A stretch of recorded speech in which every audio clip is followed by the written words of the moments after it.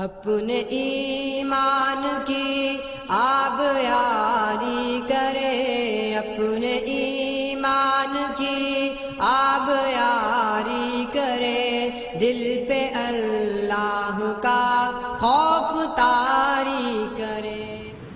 السلام علیکم ورحمۃ اللہ وبرکاتہ۔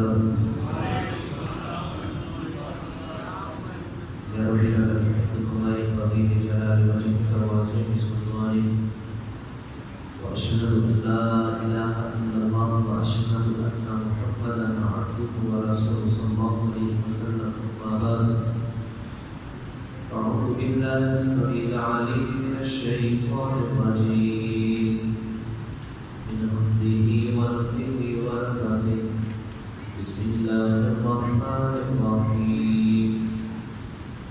کل کے سبق کے اندر اللہ رب العالمین نے امت محمدیہ کے متعلق بات کی تھی کہ ساری امتوں میں سے بہترین امت محمدیہ صلی اللہ علیہ وسلم ہے،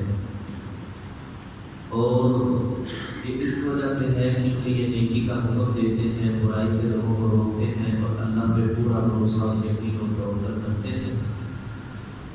اگر یہ اہل کتاب بھی ایمان لے آتے تو ان کے لیے بہت ہی بہتر ہوتا، اور پھر مسلمانوں کو پشیمانی کرتے ہوئے رب العالمین فرماتے ہیں کہ اگر یہ یہودی یا اہل کتاب تم سے لڑنے کے لیے آئے تو یہ سازش کے تحت آپ کو تھوڑا سا نقصان پہنچا سکیں گے۔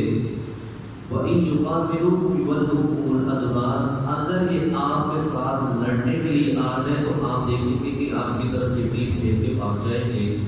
ثُمَّ لَا يُنصَرُونَ، پھر یہ مدد نہیں کیے جائیں گے۔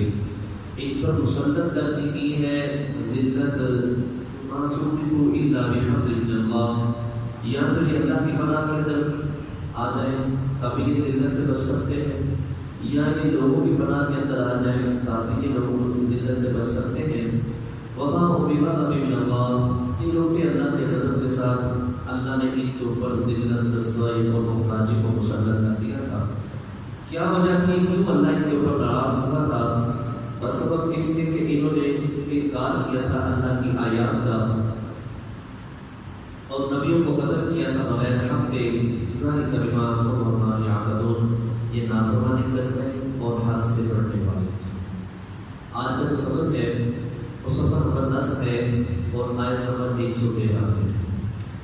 آج کے سبق کے اندر اللہ رب العالمین اہل کتاب کے متعلق یہ بات کریں گے، اور میرے رب کا انصاف کا تقاضا یہ ہے کہ جہاں اہل کتاب کے اندر برے لوگ تھے ان کی مذمت کی ہے، وہاں میرا رب ان کے اچھے لوگوں کی تعریف بھی کرے گا، اور اسی لحاظ سے اللہ کسی کی کی ہوئی نیکی کو میرا رب ضائع نہیں کرے گا، اور پھر کافروں کی اس دنیا کے اندر کی ہوئی سخاوت، خیرات، خرچ کیا ہوا مال، اللہ اس کی مثال بھی بیان کرے گا کہ ان کی مثال کس طرح ہے، ان کو اجر ملے گا کہ نہیں ملے گا، مزید بات سب اندر ہوگی۔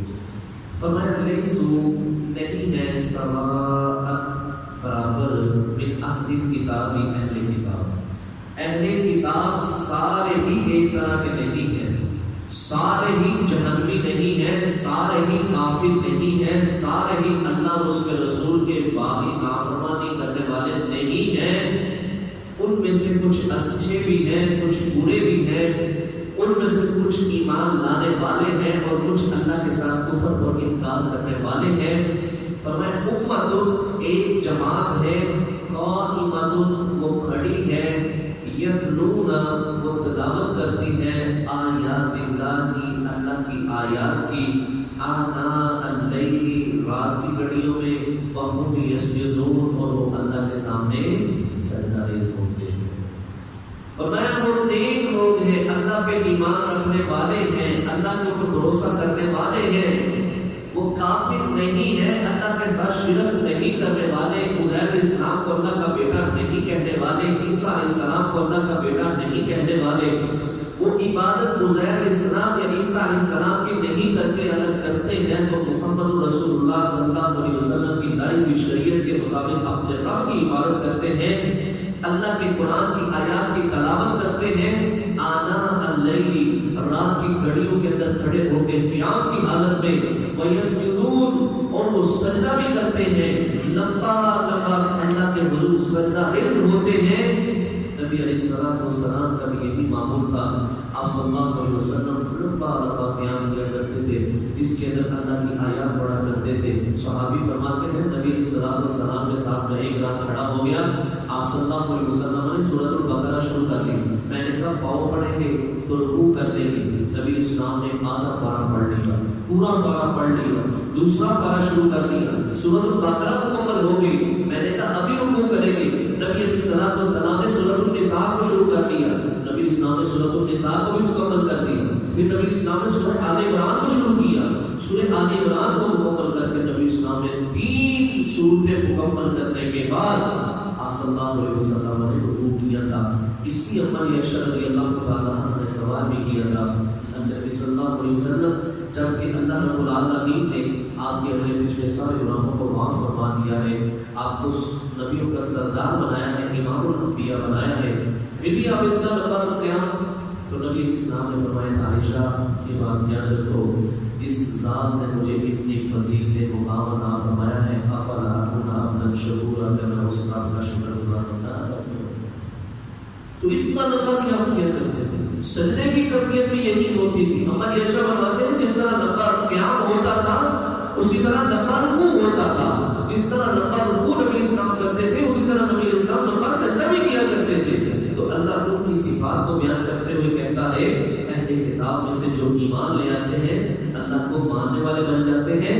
فرمایا آیات اللہ, وہ اللہ کی قرآن کی آیات کی تلاوت کرتے ہیں.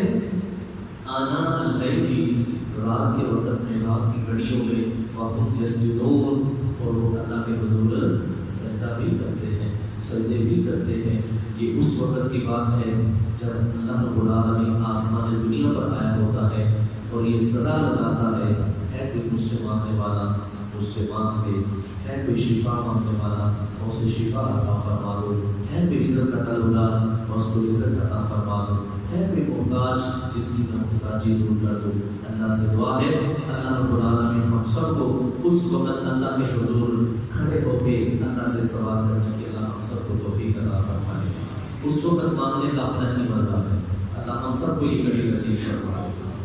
یؤمنون, وہ اہل کتاب اللہ پر ایمان رکھتے ہیں, والیوم الآخر, اور آخرت کے دن پر ایمان رکھتے ہیں, ویأمرون, اور وہ حکم کرتے ہیں بالمعروف.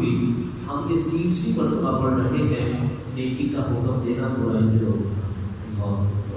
یہ بڑا ہی عمدہ کام ہے بھائیوں, یہ بڑا ہی اچھا کام ہے, یہ نبیوں کا کام ہے جو اللہ رب العالمین ہمارے ذمہ لگا رہا ہے.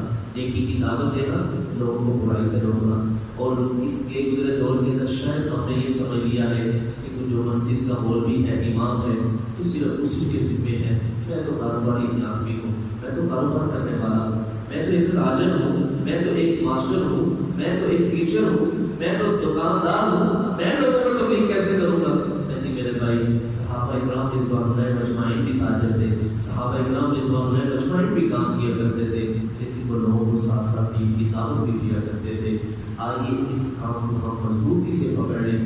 آج ہم اتنے بیٹھے ہیں, اگر ہر میرا بھائی یہ کوشش کرے کہ میں نے ایک دوست کو ضرور مسجد کے اندر لے کے آنا ہے, حقیقت بات ہے ہماری مسجد کے اندر انشاءاللہ جگہ کم پڑ جائے گی. تو اس لیے ہمیں اس معاملے کے اندر بھی ذرا توجہ کرنی چاہیے کہ ہمارے ہی فائدے کی بات ہے. اللہ پھر کہتا ہے وَيَأْمُرُونَ بِالْمَعْرُوفِ, وہ نیکی کا کام کرنے کا حکم کرتے ہیں, دعوت دیتے ہیں. وَيَنْهَوْنَ عَنِ الْمُنكَرِ, اور برے کاموں سے روکتے ہیں لوگوں کو. بھائی جان نہ کرو, سود نہ کھاؤ, سگریٹ نہ پیو, نشہ نہ کرو, بے نمازی نہ بنو, زنا بدکاری نہ کرو, جوا نہ کھیلو. برے کاموں سے روکتے ہیں. ہاتھ سے روکنے کی طاقت ہے تو ہاتھ سے روکتے تھے, اگر زبان سے روکنے کی طاقت تھی تو زبان سے روکتے تھے, اور اگر زبان سے بھی نہیں روک سکتے تو ذالک ضعف الایمان, کم از کم انسان کو دل سے تو پورا جانا چاہیے.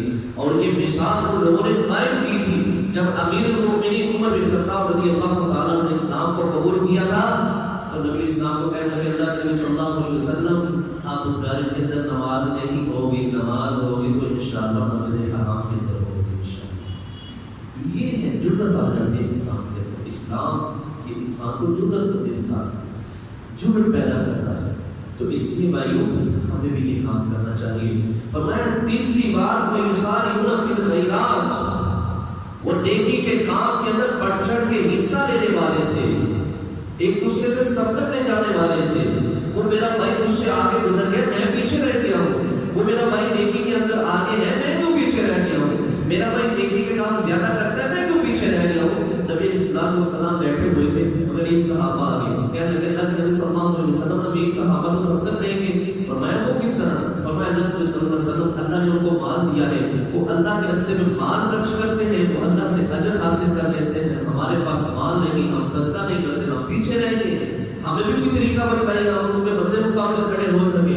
نبی اسلام نے فرمایا میں تمہیں ایک طریقہ بتلاتا ہوں، ہر فرض نماز کے بعد 33 مرتبہ سبحان اللہ، 33 مرتبہ الحمدللہ اور 33 مرتبہ اللہ اکبر، 100 کی گنتی مکمل کرنے کے لیے لا الہ الا اللہ وحدہ لا شریک لہ، یہ دعا مکمل کر لینا، اللہ تمہیں ان کے برابر ثواب عطا فرمائے گا۔ اللہ اکبر۔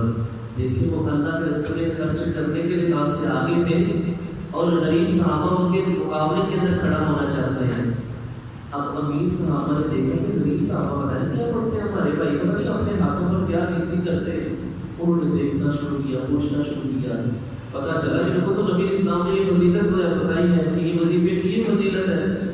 تو نبی علیہ السلام کے پاس دوبارہ آ گئے، کہنے لگے اللہ کے نبی صلی اللہ علیہ وسلم انہوں نے تو یہ بھی کام کرنا شروع کر دیے، وہ بھی تسبیح کرنا شروع کر دیا انہوں نے۔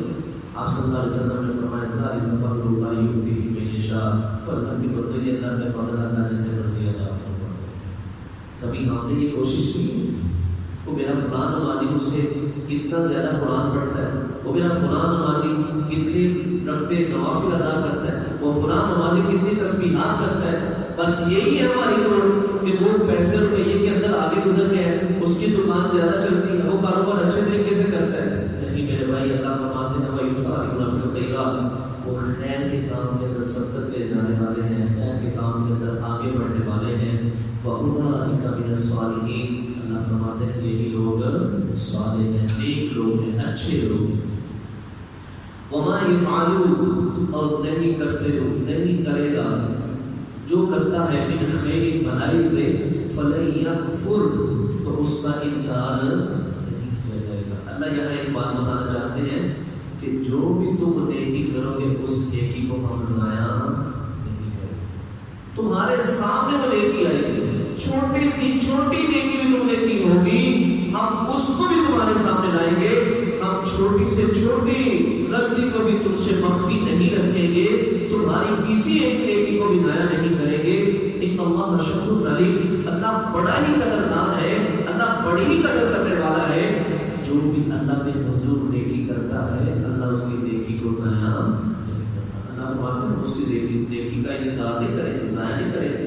واللہ، اللہ علیم، وہ جاننے والا ہے، بالمتقین، پرہیزگار، جو نیک لوگ ہیں، متقی لوگ ہیں، اللہ ان کو خوب جاننے والا ہے۔ ان الذین،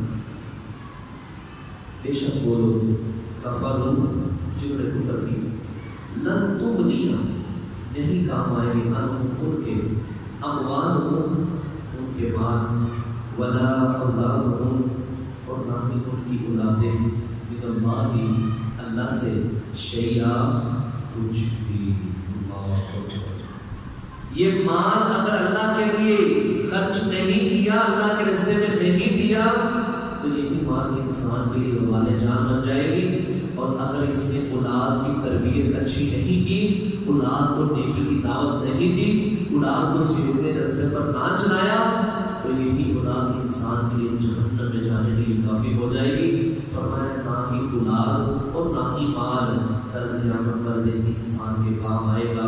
وَأُولَٰئِکَ، اور یہی وہ لوگ ہیں، اصحاب النار، جہنم والے، ہم فیہا خالدون، یہ اس جہنم کے اندر ہمیشہ ہمیشہ رہیں گے۔ العیاذ باللہ، اللہ ہم سب کو محفوظ فرمائے۔ نبی علیہ السلام نے فرمایا اللہ رب العالمین کل قیامت والے دن موت کو بھی موت دے دیں گے، پھر ایک منادی کرنے والا اعلان کرے گا، اے اہل جنت خوش ہو جاؤ، تم ہمیشہ اس جنت کے اندر رہو گے، تمہیں کبھی موت نہیں آئے گی۔ جنت کی یہ بات سن کے خوش ہو جائے گی، پھر یہ منادی کرنے والا جہنم سے مخاطب ہوگا، اے اہل جہنم تم بھی سن لو، آج موت کو بھی موت آ گئی ہے، تم بھی ہمیشہ اس جہنم میں رہو گے، تمہارے اوپر بھی کبھی موت نہیں آئے گی۔ ان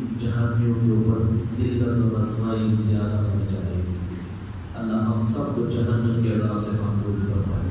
فرمائے ان کا مال، ان کی اولادیں ان کے کل قیامت والے دن ذرہ برابر بھی کام نہیں آئے گی، ان کو نفع نہیں دے سکے گی، ان کو جہنم کی آگ سے نہیں بچا سکے گی. چاہے جو کچھ مرضی کر لے، اللہ رب العالمین ان کے اعمال کے مطابق ہی ان کا حساب لے گا.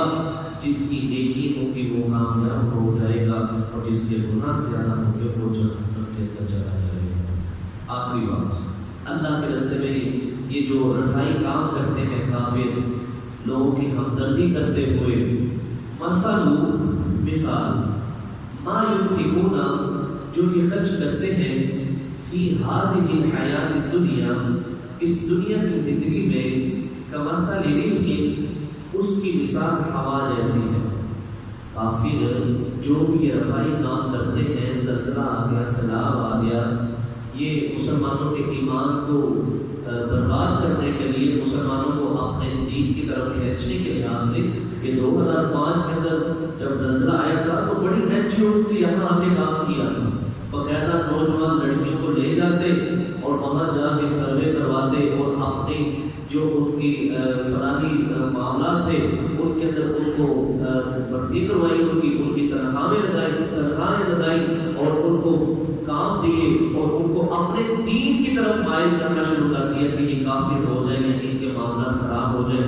اسی طرح یہ جہاں بھی آفت آتی تھی تو یہ اپنے معاملات آگے لے کے آتے تھے، وسائل اپنے لوہے کار لاتے تھے تو لوگوں کے ایمان کو لوٹنے کے لیے. اللہ فرماتے ہیں کمثل ریح، ان کے خرچ کرنے کی مثال ایسے ہے جیسے تیز ہوا ہے، فیہا سر، اس کے اندر بڑی ہی سردی ہے، سرد ہوا ہے، اصابت حرثا، وہ پہنچتی ہے کھیتی کو، قوم، ایسی قوم کی کھیتی کو، ظالموا، جنہوں نے ظلم کیا تھا، انفسہم، اپنی جانوں پر، فاہلکت، تو اس ہوا نے اس کھیتی کو تہس نہس کر دیا. اس کا پھل پک چکا تھا، پھل کاٹنے کے قریب تھا، کاشتکاری کرنے والا مالک دیکھتا تھا تو اس کو خوش ہوتا تھا، لیکن جیسے بھی اس کے کاٹنے کا وقت قریب آیا، اللہ کی طرف سے آفت آئی، تیز ہوا آئی، اس ہوا نے اس کو تہس نہس کر دیا، اس کے معاملات کو ختم کر دیا، اس کے پھل کو تباہ و برباد کر دیا، وہ کھیتی کا نام و نشان ختم ہو گیا. فرمائیں یہ ان کافروں کی مثال ہے جو دنیا کے اندر خرچ کرتے ہیں، یہ دنیا کے اندر خرچ کرتے ہیں کہ ہمیں کل کو کوئی بدلہ ملے گا. فرمائیں اس کی مثال یوں سمجھو، جب کل قیامت والے دن یہ اللہ کے پاس بدلہ لینے کے لیے آئیں گے تو جس طرح کھیتی کا پھل ختم ہو جائے گا، ضائع ہو جائے گا، کل قیامت والے دن اللہ بھی ان کے اعمال کو ضائع کر دے گا، تو اللہ کے پاس ان کو ذرہ برابر بھی کسی عمل کا بدلہ نہیں ملے گا. اس وقت پشیمان ہو گئے، یہ ہمارے ساتھ بنا کیا ہو کیا گیا ہے، یہ کس طرح ہو گیا، ہمارے نیک جو ہم نے نیکیاں کی تھی، رفائی کام کیے تھے، وہ سارے برباد ہو گئے. نبی علیہ السلام نے فرمایا اللہ مومن کے اوپر ظلم نہیں کرتا، مومن جو بھی اچھا کام کرتا ہے اللہ اس کا بدلہ دنیا میں بھی دیتا ہے اور آخرت میں بھی اس کا بدلہ دے گا انشاءاللہ. لیکن خرچ کرتا ہے انسان، اللہ اس کا بدلہ دنیا میں بھی دے گا اور اس کا بدلہ آخرت میں بھی. فرمایا نہیں کافر کی بات، جو کافر خرچ کرتا ہے اللہ اس کا بدلہ اس کو دنیا میں ہی دے دیتا ہے، کل قیامت والے دن جب یہ اللہ کے پاس جائے گا تو اللہ اس کو کسی بھی عمل کا بدلہ نہیں دے گا. فرمایا وما ظلمهم اللہ، جب اللہ نے یہ بات کی ہے کہ ہم نے ان کی کھیتی کو ختم کر دیا، کل قیامت والے دن اجر لینے کے لیے آئیں گے تو ان کو کسی چیز کا اجر نہیں ملے گا، تو ہو سکتا ہے کسی کے ذہن کے اندر یہ بات ہے تو اللہ نے بڑا ظلم کیا ہے، اللہ کو ایسے نہیں کرنا چاہیے تھا. اللہ اس بات کا جواب دیتے ہیں وما ظلمهم اللہ، اور نہیں ظلم کیا اللہ نے، ولکن انفسهم یظلمون، لیکن وہ لوگ ہی اپنی جانوں پر ظلم کرنے والے تھے، اللہ نے ان کے اوپر ظلم نہیں کیا. اور ظلم ہے کیا؟ ان الشرک لظلم عظیم، سب سے بڑا ظلم یہ ہے کہ کوئی انسان اللہ کے ساتھ شرک کرے. تو جو کافر ہوتا ہے وہ اللہ کے ساتھ شرک کرنے والا ہوتا ہے. تو یہ تھا میرے بھائی آج کا سبق، جس کے اندر اللہ رب العالمین نے اہل کتاب کے مقدمات فرمائی ہے کہ سارے کافر برابر نہیں ہے. جو اللہ پر ایمان لے آتے ہیں تو ان کی الگ سے فضیلت ہے، وہ اللہ کی آیات کی تلاوت کرتے ہیں، اللہ پر ایمان ایمان رکھتے ہیں، قیامت کے دن پر ایمان رکھتے ہیں، نیکی کی دعوت دیتے ہیں، برائی سے لوگوں کو روکتے ہیں اور نیکی کے کام میں سب کرتے جاتے ہیں۔ اللہ سے دعا ہے اللہ ہم سب کو بھی خیر کے کام کے اندر ایک دوسرے سے سب کرتے جانے کی توفیق عطا فرمائے۔ سبحانک اللہم و بحمدک اشہد ان لا الہ الا انت استغفرک و اتوب الیک۔